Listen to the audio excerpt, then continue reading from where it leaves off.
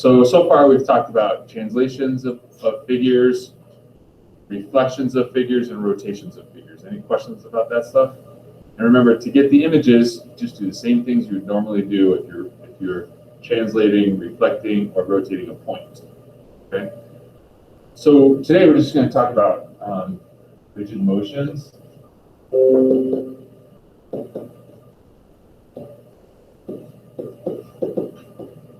Which is just kind of all three of these things together. So remember,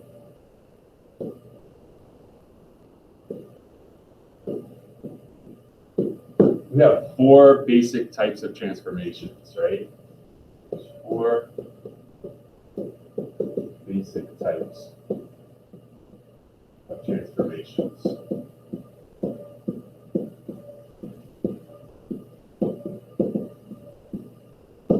And they are translations, reflections, rotations, and dilations.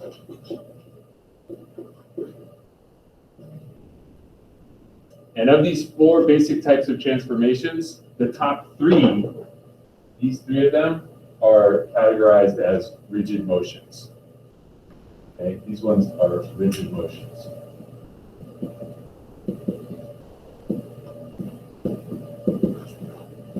Or remember, the other word for that is isometry.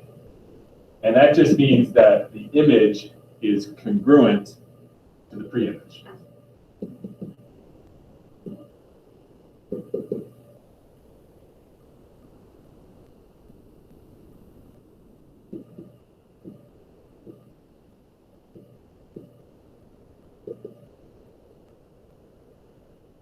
Okay? Dilations is the exception to this. This is not a rigid motion. Not motion. Because in this case, the image is similar to the pre-image, but it's a different size, right? Image similar.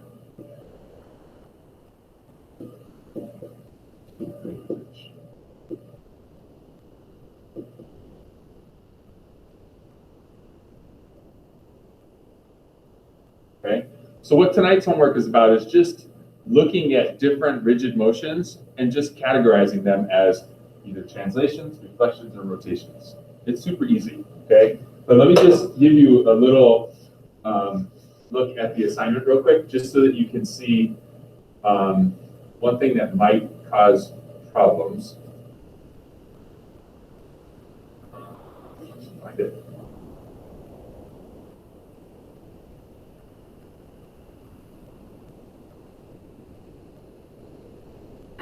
So here's an example right here. They're going to give you an image and its pre-image. They're just going to ask you, like, what type of transformation is it?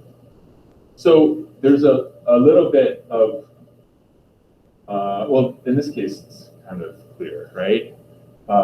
It's definitely not a translation 1 unit left and 3 down, right? Because that's not what's happening. It's the opposite. It's 3 units to the left and 1 unit down. So it's this choice here. It's definitely not a rotation or anything like that.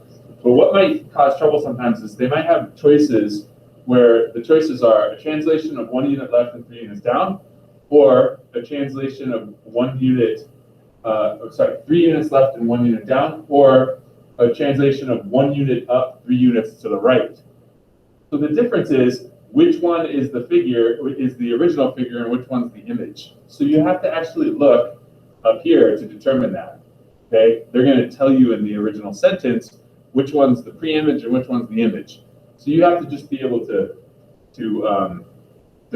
answer that question before you are able to answer the actual question. So let me just give you another example here. See if I can find one that's kind of like that. What type of transformation is this?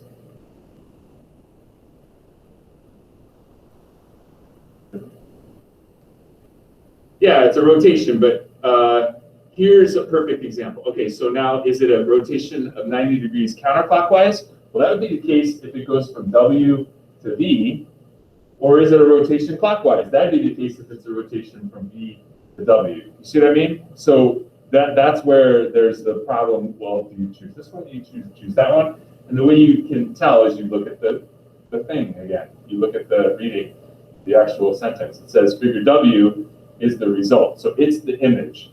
So if you're going from V to W, that's a clockwise rotation, right? So that's the one you select. Other than that, it's super straightforward. You just have to look at the picture and tell whether it's a rotation, a reflection, or translation in its multiple choice. That's all there is to it. Easy, right? Okay, that's all I got. So the homework's on Delta Math, and it's just identify rigid motions.